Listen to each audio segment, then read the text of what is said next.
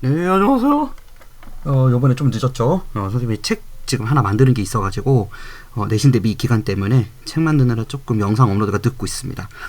요번에는 우리 내신 대비 2025 고1 1학기 2차 집필이죠. 계좌랑 에피소드 1 7화 이야기입니다. 절대값에 관련된 부등식 문제 푸는 거를 조금 더 예시를 많이 가져왔고요.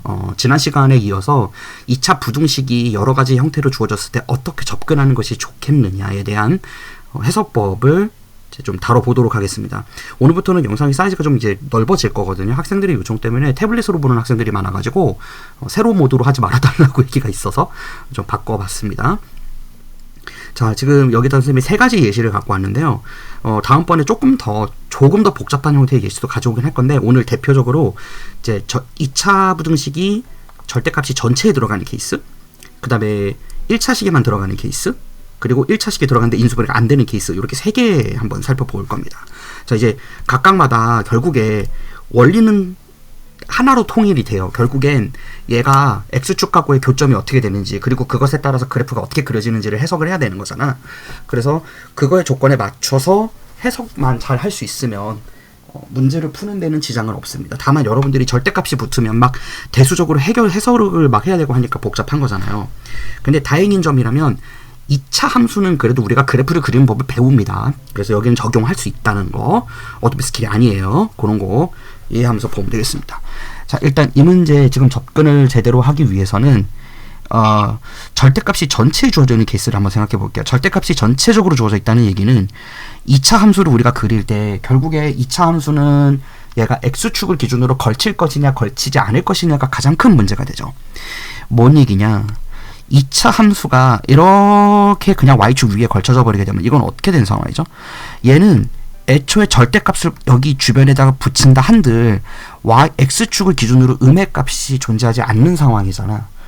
그렇다면 여기에서는 뒤집을 게 없죠. 그러니까 우리가 전체 절대값이 붙는 경우는 그냥 얘는 x축을 기준으로 데칼코마니로 끌어올리면 되는 거예요. 그쵸? 그런데 x축과 교점이 없는 경우에는 아예 할 필요가 없어지는 겁니다. 그러니까 그런 형태의 문제도 사실은 여러분들한테 물어보지 않아요. 우리가 2차 부등식이 절대값으로 주어졌다는 건 얘가 분명히 x축과의 교점이 뭔가 있다 라는 소리가 되는 겁니다. 지금 얘는 이제 그런 예제 중에 하나일 거야. 자, 그러면 우선은 어떻게 해석을 하느냐, 그래프 모양을 그대로 그려야 돼요. 지금 근데 안에 있는 게 위로 볼록 값이지. 자, 그렇다면 쟤를 0으로 보내는 근 x 값을 찾아보세요. 근데 지금 보안이 없습니다. 그죠? 없어요. 얘가 결국 붕 떠 있죠. 지금 마이너스 4를 기준으로 이렇게 붕 떠 있는 그래프인 거야. 맞죠? 근데 이렇게 붕 떠 있는 그래프가 절대값이 붙기 때문에 최종적으로는 어떻게 됩니까? 얘를 x축을 기준으로 데칼코마니가 돼서 위쪽에 올라가서 반대쪽에 그래프가 그려지겠죠. 이런 식으로. 그죠?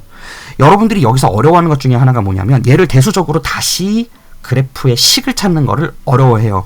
그런데 어차피 얘는 모든 구간에서 다 음수였던 게 양수로 뒤바뀐 거니까 그냥 순전히 부호만 다 바꾸면 되거든요. 자, 잘 보세요. 얘가 지금 마이너스 x 제곱 마이너스 4였잖아.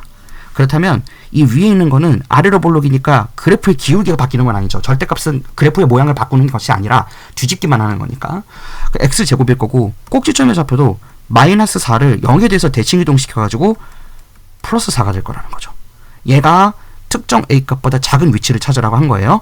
자, 그러면 이 a가 주어지는 위치에 따라서 는 a로 놓고 이거의 근을 찾으면 그것이 그 직선과 곡선의 교차점이 되면서 그 둘 사이의 범위가 되는 걸 알 수 있습니다. 되겠죠? 이렇게 풀면 되는 거예요. 그래서 여기서도 보면 x제곱 플러스 4의 식이 나와 있다는 걸 볼 수 있습니다. 자, 두 번째 케이스 볼게요. 이건 엄청 쉬웠죠? 이건 괜찮아요. 자, 두 번째 케이스부터가 좀 복잡해지는데, 요번에는 1차에만 절대값이 붙어있는 케이스예요. 얘는 해석을 잘해야 돼요. 이거를 뭐 여러 가지 풀이법이 있고, 뭐 가우스적인 풀이법도 있고, 뭐 여러 가지가 있는데, 기본적으로는 우리가 얘를 일단은 대수적으로 접근해서 바로 풀어버리는 수도 있고요. 그게 아니라고 한다면 얘를 인수분해를 해서 푸는 방법도 있어요.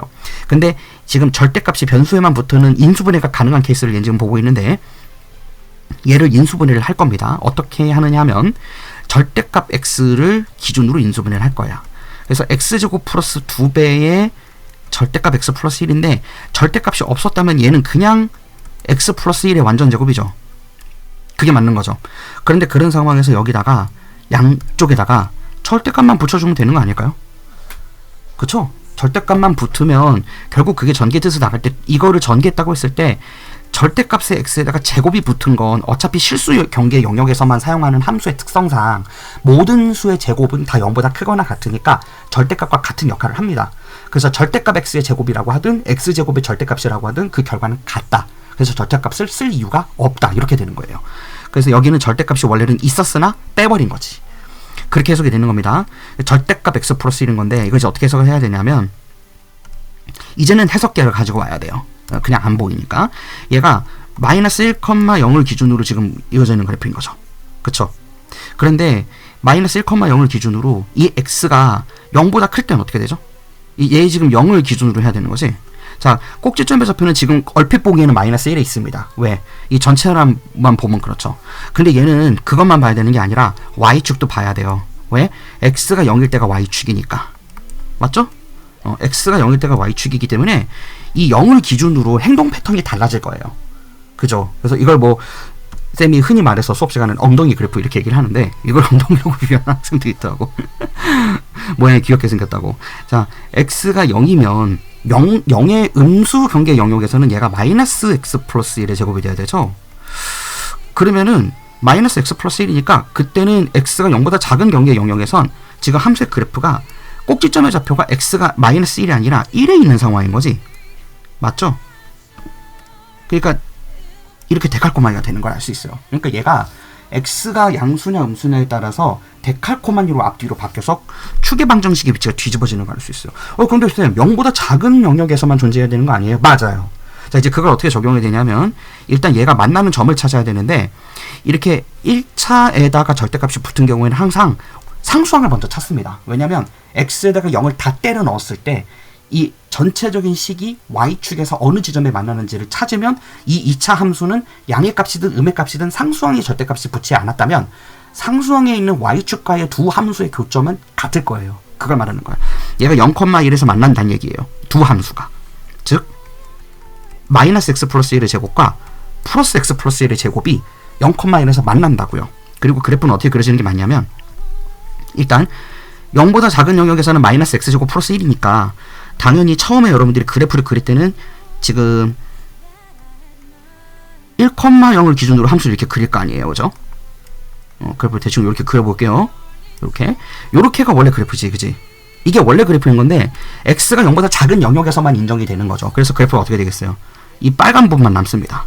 검은 부분은 나중에 삭제할 거예요. 자, 그리고 하나 더. 지금 보면 x가 x 플러스 1의 제곱으로 거동할 때의 모습을 보면 똑같은 식인데 이런 식이 되겠죠. 맞나요? 그죠? 이런 식으로 되는 거죠. 자, 그렇다면 여기도 지금 양의 방향 영역에서만 인정을 받는 거니까 x가 뭐 그러니까 여기만 되는 거예요. 자, 그러면 그 부분을 지워보면 어떻게 됩니까? 그래프가 이렇게 되는 걸 알 수 있는 거예요. 요게 실제 그래프인 거야. 그러니까 마치 뾰족 좀 비슷하게 생겼죠. 결국에 모양새가. 이런 식으로 그려진다는 거죠. 자, 그런 상태에서 얘가 a 특정 값보다 작다라고 주어지게 됐었으니까 이런 상황에서는 이 직선 a가 어디에 있느냐에 따라서 뭐 직선 a가 여기 있을지 그것에 따라 이 왼쪽과 오른쪽의 모든 좌표값을 얘는 다 구하려고 할 필요는 없는 게 y축을 기준으로 일반적으로 x의 절대값만 붙는 경우는 물론 이게 x 빼기 1 절대값 이런 경우도 있습니다. 이건 다음 시간에 해볼 내용인데 이런 식으로 붙으면 좀 조심을 해야 돼요. 하지만 ax 제곱 플러스 b의 절대값 x 플러스 c꼴로 붙는 경우가 있거든. 이런 경우는 그냥 무조건 y축 대칭이 됩니다. 그러니까 y축을 기준으로 거울이 돼요.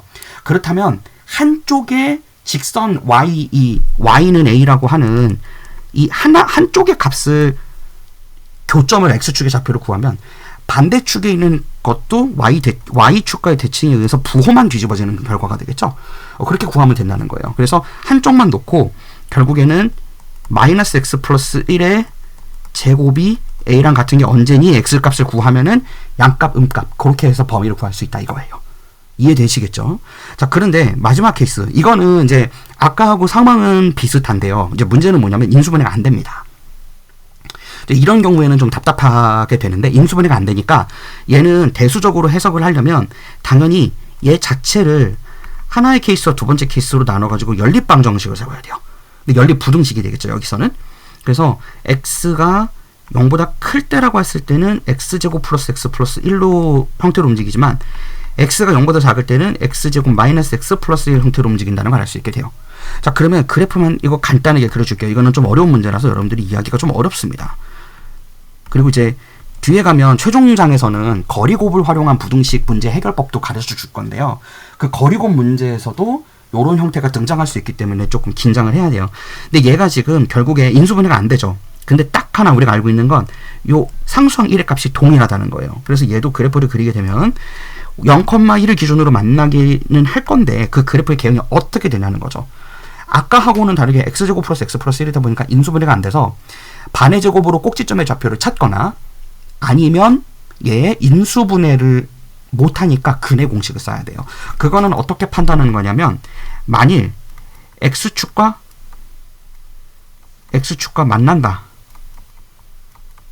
x축과 만난다? 이건 어떻게 찾아내야 되는 거죠?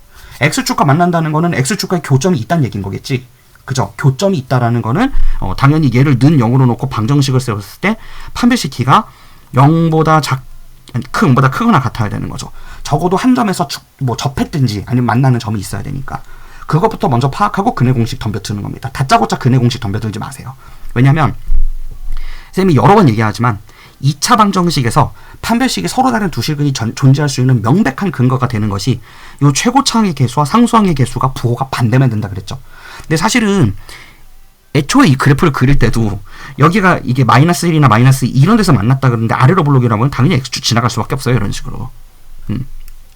그래서 뭐 때로는 이런 식의 그래프도 그려지거든. 이렇게 엉덩이 그래프라고. 이런 식으로 그래프 그려질 때도 있거든요. 근데 뭐 그런 경우 너무 당연하다고 하지만 우리한테 필요한 건 이 x축과의 교점이 필요할 때가 있거든요.